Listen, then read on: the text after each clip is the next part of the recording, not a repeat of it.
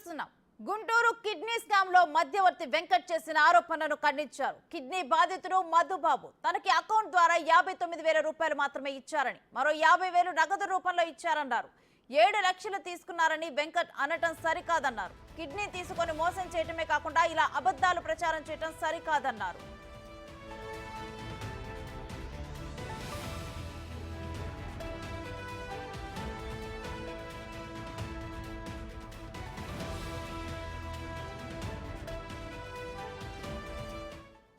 Big TV వాళ్ళకి మొదటి నుంచి బాగా హెల్ప్ చేస్తున్నారండి.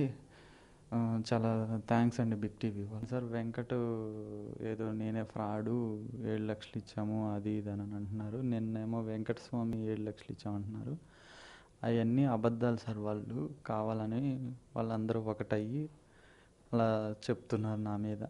నాకు ఇచ్చింది మటుకి 59,500 ఫోన్పేలే చేశారు.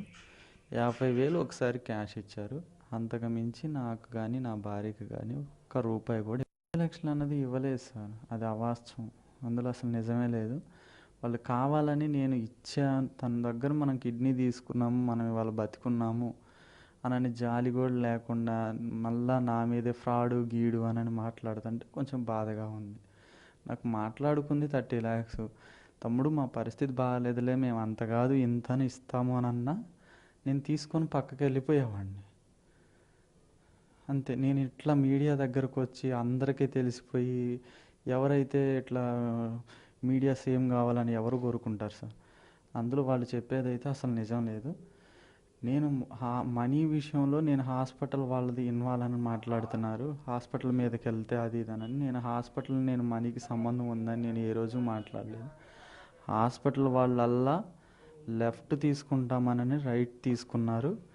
అది ఒక్కటే నేను క్వశ్చన్ చేస్తున్నాను వాళ్ళని.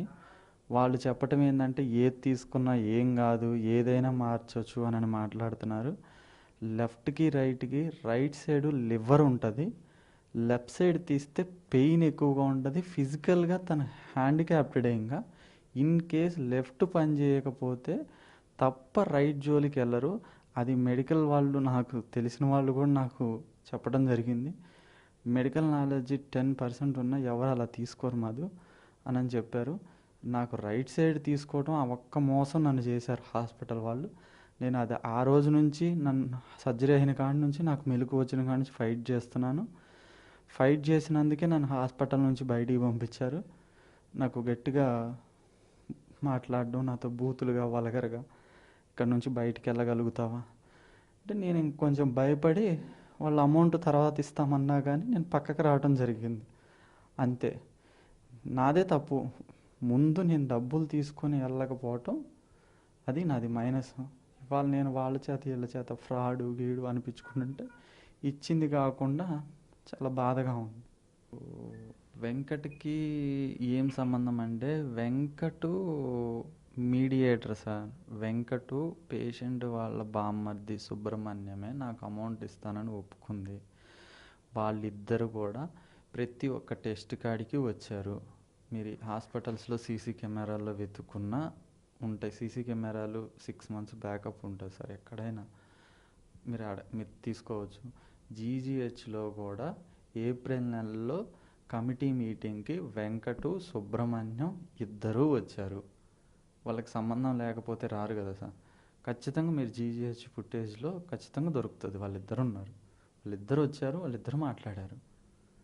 నాతో పాటు ఆపరేషన్ చేశానన్న ఆమె కూడా, వాళ్ళకి కూడా అదే రోజు నాతో పాటు ఏప్రిల్ నెలలోనే సేమ్ డేట్ రోజు కమిటీ మీటింగ్ జరిగింది.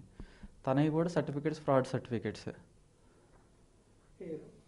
పేరు అవన్నీ నాకు తెలియదు. హోమ్ మినిస్టర్ గారు కూడా స్పందించారు దీని మీద, ఏమంటారు? ముఖ్యంగా హోమ్ మినిస్టర్ గారు స్పందించడం నాకు చాలా సంతోషం అనిపించింది. ముఖ్యంగా హోమ్ మినిస్టర్ గారికి చాలా థ్యాంక్స్ అండి. అలాగే మీడియా వారికి కూడా చాలా థ్యాంక్స్ అండి. బాగా సపోర్ట్ చేశారు. నేను ఒక్కటే కోరుకుంటున్నాను సార్, నేను చేసిన అప్పులు ఒకళ్ళ చేత మాట పడకూడదు. అప్పులు కూడా ఇప్పటి నుంచి కాదు, 17 నుంచి ఒకటొకటి పెరుక్కుంటా నేను ఈ 24 దాకా ఈ 7 years స్ట్రగుల్లోనే ఉన్నాను. ఇంకా నా వల్ల కాలేదు. సరే చేసి తీరుద్దామని పోయాను.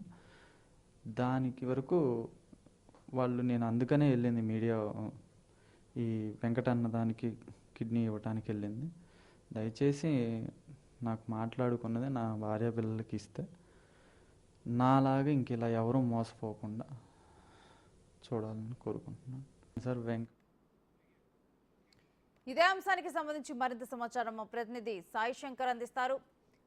సాయి శంకర్, వెంకట్ వీడియోకి ఇటు మధుబాబు స్పందించడం జరిగింది, అయితే పోలీసులు స్పందించడం జరిగిందా ఈ విషయంలో?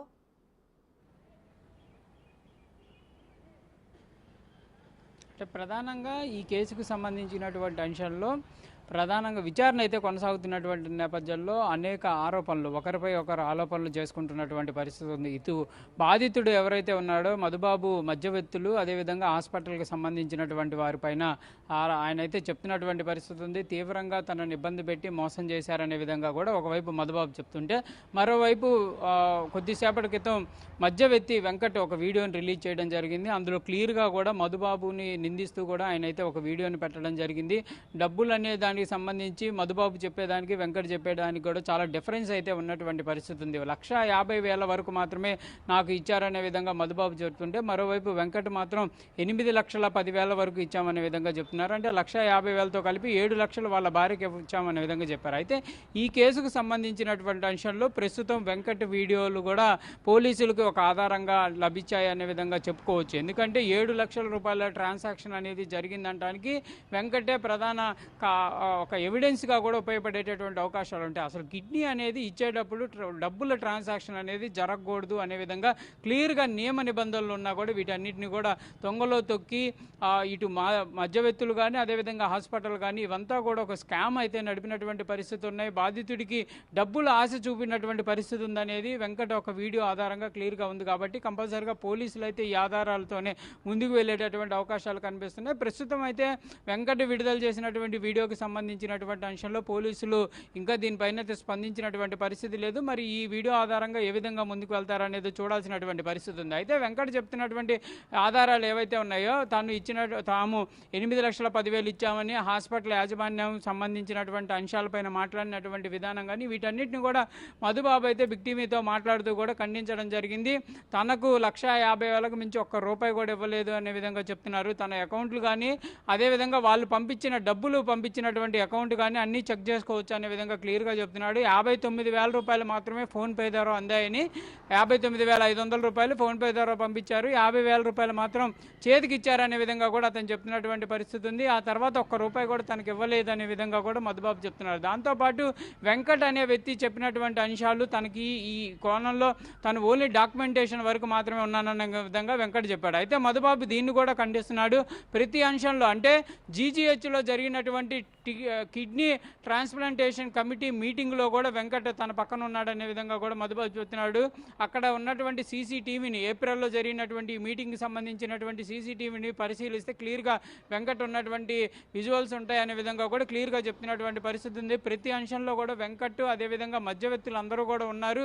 ప్రతి ఒక్కళ్ళు కూడా వాళ్ళంతా ప్లాన్డ్గా, ఈ మధ్యవర్తులు, హాస్పిటల్, అదేవిధంగా కిడ్నీ పొందినటువంటి వ్యక్తి, వీళ్ళంతా ప్లాన్డ్గా చేశారనే విధంగా మాత్రం మధుబాబు చెప్తున్నటువంటి పరిస్థితి ఉంది. ఈ అంశంలో తనకు క్లియర్గా న్యాయం జరగాలనే విధంగా కూడా మరోసారి అయితే మధుబాబు కోరుతున్నటువంటి పరిస్థితి ఉంది. హాస్పిటల్ ఒక నిర్లక్ష్యం లేదు అనే విధంగా చెప్తున్నారు.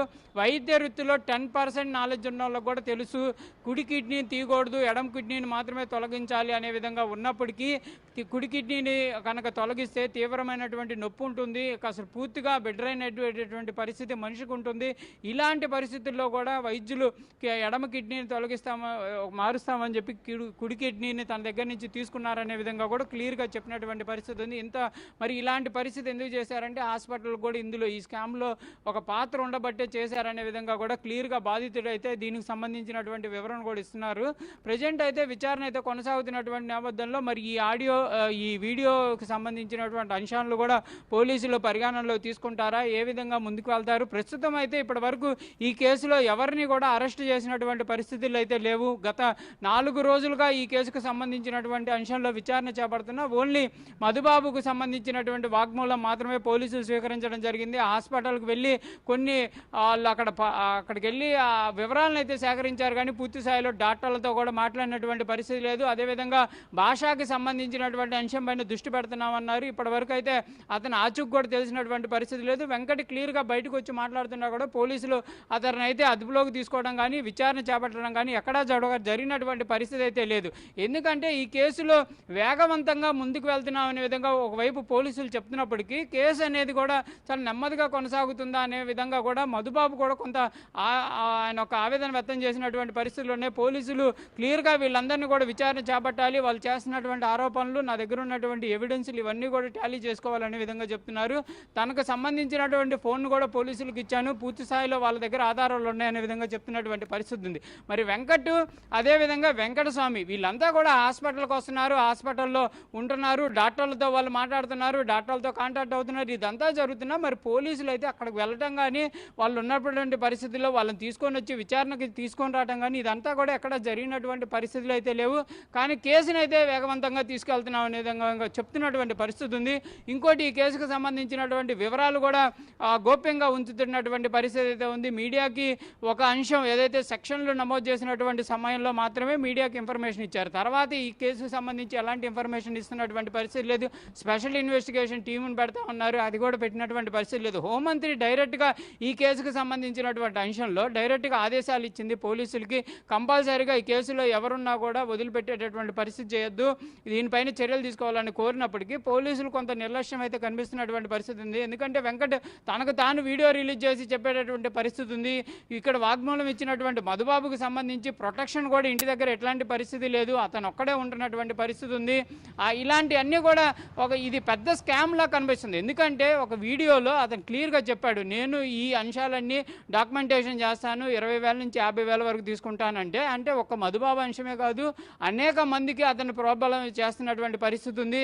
తాను బాధితులను మాట్లాడటం, ఎవరైతే కిడ్నీ కావాలన్న వాళ్ళతో మధ్యవర్తిత్వం చేస్తాననే విధంగా అతను డైరెక్ట్గా ఒప్పుకున్నప్పటికీ కూడా ఈ కేసులో ఇంకా ముందుకు వెళ్తున్నటువంటి పరిస్థితి లేదంటే మరి హాస్పిటల్కి సంబంధించినటువంటి యాజమాన్యం ఒత్తిళ్లు ఉన్నాయా, లేకపోతే ఇంకోళ్ళు ఎవరన్నా దీంట్లో ఇన్వాల్వ్ అవుతున్నటువంటి పరిస్థితి ఉందా అనేది కూడా చూడాల్సినటువంటి పరిస్థితులు అయితే క్లియర్గా కనిపిస్తున్నాయి.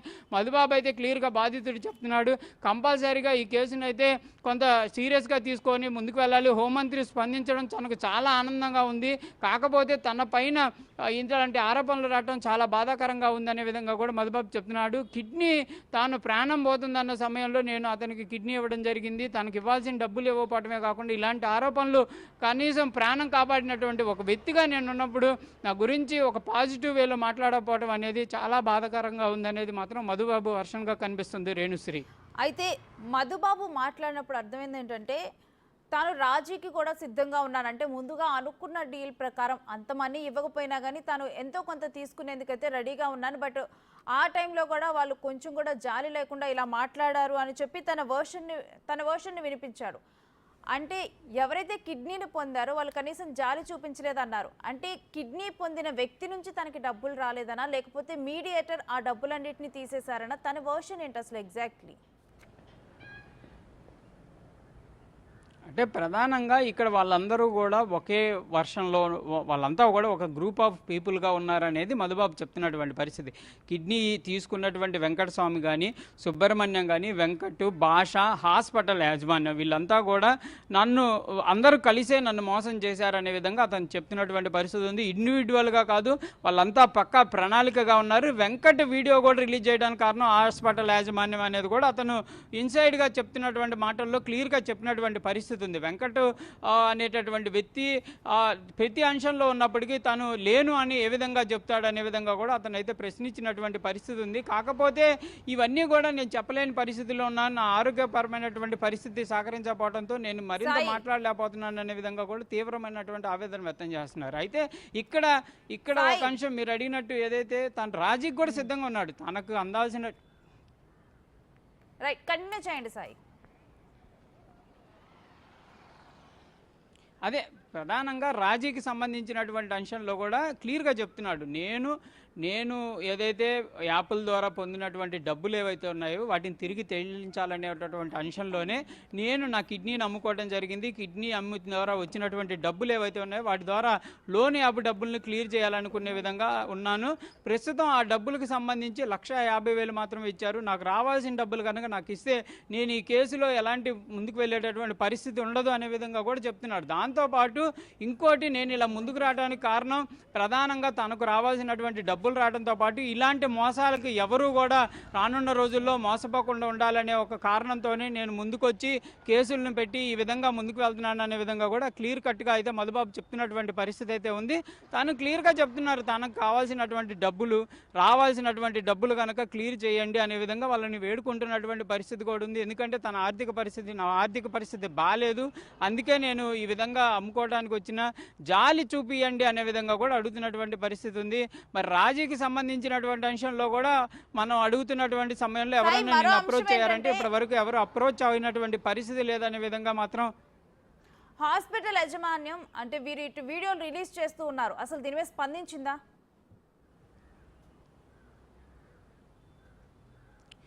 హాస్పిటల్ యాజమాన్యం మొదటి రోజు మాత్రం తమ పైన వచ్చినటువంటి ఆరోపణలను ఖండించారు. మేము క్లియర్గా అన్ని డాక్యుమెంటేషన్ పరిశీలించిన తర్వాతే ఈ కేసుకు సంబంధించి ఆపరేషన్ చేయడం జరిగింది. అక్కడ వెంకటస్వామి కానీ బాధితుడైనటువంటి మధుబాబుతో తమకు ఎలాంటి సంబంధం లేదు. వాళ్ళిద్దరూ కలిసికట్టుగా వచ్చారు, మేమంతా కూడా కలిసికట్టుగానే ఉన్నాము, మేము ఇవ్వడానికి సిద్ధంగా ఉన్నామనే విధంగా మధుబాబు చెప్పాడు. తర్వాత వెంకటస్వామి తీసుకోవడానికి సిద్ధంగా ఉన్నారు. డాక్యుమెంటేషన్ అంతా కూడా క్లియర్గా వాళ్ళ మధ్య బంధుత్వం ఉన్నట్టు కూడా తెలిసినటువంటి నేపథ్యంలో దీనికి కమిటీ కూడా అప్రూవల్ ఇచ్చిన నేపథ్యంలోనే ఆపరేషన్ చేశామనే విధంగా మొదటి రోజు మాత్రమే యాజమాన్యం మీడియాని పిలిచి మాట్లాడడం జరిగింది. కానీ తర్వాత జరిగినటువంటి పరిస్థితుల్లో మీడియా కూడా కొంతమందిని అవాయిడ్ చేస్తుంది. కొన్ని మీడియా సంస్థలకి వాళ్ళు ఇంటర్వ్యూలు ఇవ్వటం, బాధితుల తరపు కాకుండా ఎవరైతే కిడ్నీ పొందినటువంటి వ్యక్తి తరపు కొంతమందితో మాట్లాడి ఇవ్వటం, ఇవన్నీ జరిగినటువంటి వాళ్ళంతా కూడా హాస్పిటల్లోనే మాట్లాడుతున్నారు. మరి ఎందుకు హాస్పిటల్ యాజమాన్యం ఈ విధంగా ముందుకు వెళ్తుంది అనేది కూడా చూడాల్సినటువంటి పరిస్థితి అయితే ఉంది. వాళ్ళైతే మొదటి రోజు స్పందించారు, కానీ ఇప్పటి వరకు ఈ కేసుకు సంబంధించినటువంటి అంశంలో, ఎందుకంటే డాక్టర్ శరత్ పైన కూడా కేసు నమోదైన తర్వాత కూడా వాళ్ళు ఎక్కడా మాట్లాడినటువంటి పరిస్థితి లేదు. మధుకు సంబంధించి మధుబాబు చేస్తున్న ఆరోపణలు మాత్రమే వాళ్ళు ఖండించారు. డబ్బులు ట్రాన్సాక్షన్స్ కానీ లేకపోతే కేసుకు సంబంధించినటువంటి వివరాలు కానీ ఇవన్నీ కూడా ఎక్కడా మాట్లాడుతున్నటువంటి పరిస్థితి అయితే లేదు. మరి ఇవన్నీ కూడా జరుగుతున్నటువంటి పరిస్థితుల్లో పోలీసుల విచారణ అనేదే ఈ అంశంలో కీలకంగా ఉంది. ఎవరి పాత్ర ఏంటి అనేది తేలాల్సినటువంటి పరిస్థితి పోలీసులే చేయాలి. ఎందుకంటే మధుబాబు చెప్పే దాంట్లో కూడా ఎంతవరకు నిజం ఉంది, అతను నిజంగానే ఎంతవరకు లాభం పొందాడు, ఎంతవరకు నష్టపోవడం జరిగింది అనేది కూడా తేల్చాల్సినటువంటి పరిస్థితి ఉంది. దాంట్లో పాటు భాష అనేటటువంటి వ్యక్తి అసలు ఎక్కడికి వెళ్ళిపోయాడు, అతను ఏమన్నా అంతర్జాతీయ తీవ్రవాది కూడా కాదు, సామాన్యమైనటువంటి వ్యక్తి, అతన్ని పట్టుకోవడానికి కూడా ఇన్ని రోజులు సమయం పడుతుంది. కాబట్టి దీనిపైన కొంత వేగవంతమైనటువంటి విచారణ కూడా సాగాలనే విధంగా కూడా కొన్ని మాటలు అయితే వినిపిస్తున్నటువంటి పరిస్థితి ఉంది. Renusri, thank you Sai Shankar. Guntur kidney scam లో మధ్యవర్తి వెంకట్ చేసిన ఆరోపణలను ఖండించారు కిడ్నీ బాధితుడు మధుబాబు. అసలు వెంకట్ ఎటువంటి ఆరోపణలు చేశారు, ఆయన రిలీజ్ చేసిన వీడియోను ఒకసారి చూద్దాం. మధుబాబు సైడ్ ఏముంది, మెయిన్ ఫ్రాడ్ మధుబాబు. వాళ్ళంతా పని అయ్యింది కావాలని ఇది చేయడమే. ఎందుకంటే ఇప్పుడు ఇలా 30 లక్షలని ఎలిగేషన్ చేసి ఇప్పుడు వాళ్ళ మీద వేసామనుకోండి, ఇప్పుడు పోలీసు వాళ్ళు ఇచ్చేస్తారు మాకు ఇది మా మీదకి, ఇప్పుడు కేసు కడతారు, లేదంటే ఏదేను మేము అక్కడికి వెళ్ళాలి కోర్టుకి, ఇదేనంటే ఏం సాక్ష్యాలు ఉండవు, ఇవన్నీ నమ్మకం మీద జరిగినాయి. అలాంటి ఇది ఇప్పుడు ఏమవుద్ది, మధుబాబు ఇచ్చాడని కానీ కిడ్నీ ఇచ్చాడు, మీరు ఎంత సానుభూతి చూపిస్తున్నారో అతని సైడే ఉంటుంది. మేమేదన్నా ఇది మేము ఓన్లీ పార్టీకి పరిచయం చేసాం. అతను అదేనో వేరే భాష ద్వారా వచ్చాడు. తను ఏంటంటే వాళ్ళు కావాలని ఇతనే వచ్చి ఇన్ని నెలల నుంచి వాళ్ళ దగ్గర తిరిగాడు కదా, అతనే ఇదిగా చిన్నపిల్లోడు కాదుగా. ఇప్పుడు మాకే వెళ్ళడానికి పోలీసు వాళ్ళ దగ్గర ధైర్యం చాలతలా, అతను డైరెక్ట్ ఎస్పీ గారి దగ్గరికి వెళ్ళాడు, కంప్లైంట్ ఇచ్చాడు. ఎంత చేసుకున్నవాడు డబ్బులు ఇవ్వలేదంటే ఇప్పుడు అతను ఒప్పుకున్నవాడు ఇప్పుడు ఎప్పుడో మరి రావచ్చు, చేయొచ్చు, ఇవ్వచ్చు కదా కంప్లైంట్. ఇప్పుడు కావాలని ఒక ఫ్రాడ్, ఇది పథకం ప్రకారమే మొత్తం ఇది వాళ్ళు చేశారనుకోండి, వాళ్ళు ఇదేను సచ్చి చేయనట్టు ఏదో చేస్తారు. అందుకని డాక్టర్ గారి మీద మెయిన్ వేయడానికి అతని కారణం లెఫ్ట్ కాదు రైట్ తీశారు ఇదేనంటే డాక్టర్ గారు చాలా మంచివాళ్ళు.